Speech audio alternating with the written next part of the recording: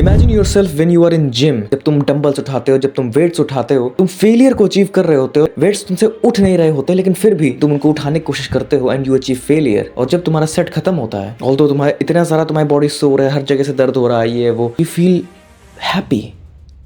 तुम्हें अंदर से अच्छी फीलिंग आती है, तुम्हें अंदर से एक डोपामीन रश मिलता है, अंदर से तुम्हें एक फुलफिलमेंट वाली फीलिंग आती है। लेकिन यार जिम तो एक हार्ड वर्किंग चीज़ है, जिम में तो पेन मिलता है तुमको। चलो ठीक है, ऑन दी अदर हैंड तुम्हारे पास वीडियो गेम्स है, तुम वीडियो गेम्स खेल रहे हो। कहने को तो वीडियो गेम्स एक प्लेजर वाली एक्टिविटी है, बनाए ही इसलिए गए हैं कि तुमको प्लेजर मिले। बट जब तुम वीडियो गेम्स खत्म करके बैठते हो, do you feel happy honestly? क्या तुम्हारे चेहरे पे वो स्माइल होती है? जब तुम जिम का वर्कआउट करके घर आते हो, तब तुम्हारे जो चेहरे पर स्माइल होती है? The answer is no.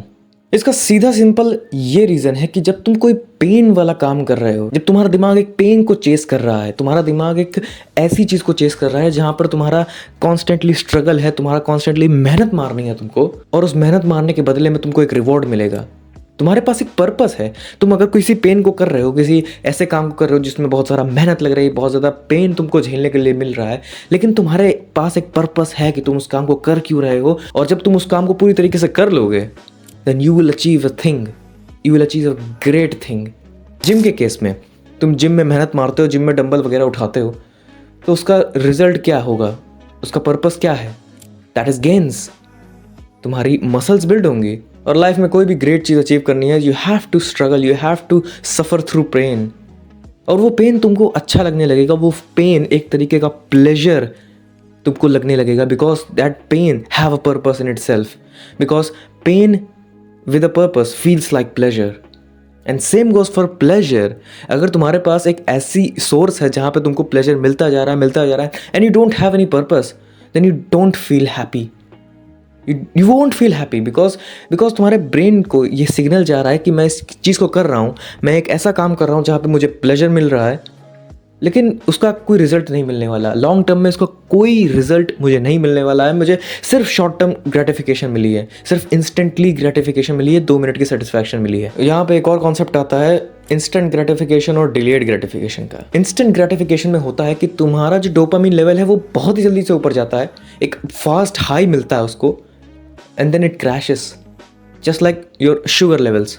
जब तुम कोई मिठाई खाते हो तो तुम्हारा ब्लड शुगर लेवल बहुत ऊपर जाता है, एंड कुछ समय के बाद वो क्रैश हो जाता है, and you crave for more.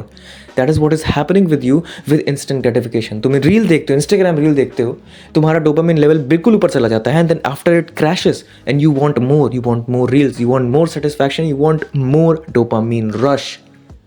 But in the case of delayed gratification, future gains की एंटिसिपेशन में तुम्हारा दिमाग रश नहीं करता है चीज़ों को जल्दी पाने के लिए। तुम्हें पता है कि अगर तुम्हें एक अच्छी बॉडी बनानी है तो एक डंबल उठाने के बाद तुम्हारी अच्छी बॉडी नहीं बनने वाली, एक पुलअप मारने के बाद तुम्हारी ग्रिप स्ट्रेंथ एकदम गॉड लेवल पे नहीं बनने वाली, तुम आर्म रेसलर नहीं बनने वाले। ऑब्वियसली सबको पता है ये, क्योंकि तुम्हारे ब्रेन को भी पता है कि इस चीज़ को मैं चेस कर रहा हूँ and the result will come after a certain period of time. तो तुम्हारा जो डोपामिन लेवल्स होते हैं, तुम्हारे जो डोपामिन के रिलीज़ के लेवल्स होते हैं, जिस लेवल पे तुम्हारा डोपामिन तुम्हारे दिमाग में रिलीज़ होता है, वो हेल्दी और सस्टेनेबल रहते हैं, जिससे तुम्हारा क्रैश नहीं आता है, and you don't crave for more, you don't crave for instant gratification more. अभी मैंने तुमसे बात कही थी प्लेजर विदाउट अ पर्पस वाली, उससे रिलेटेड एक फ्रेज़ है कि the best sleep comes after the hardest workout. इसका मतलब क्या है?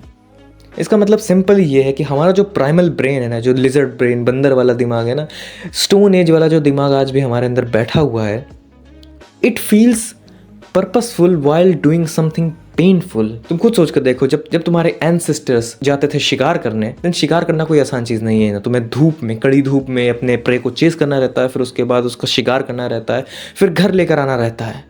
बहुत ही ज़्यादा झंझटी, बहुत ही ज़्यादा दर्दनाक और पेनफुल काम है। कई बार शिकार तुम्हारा रिटेलिएट कर देता है, फिर तुमको जख्म खाने पड़ते हैं, लेकिन उसके बाद भी तुम लगे रहते हो and you kill the prey and take it to your home.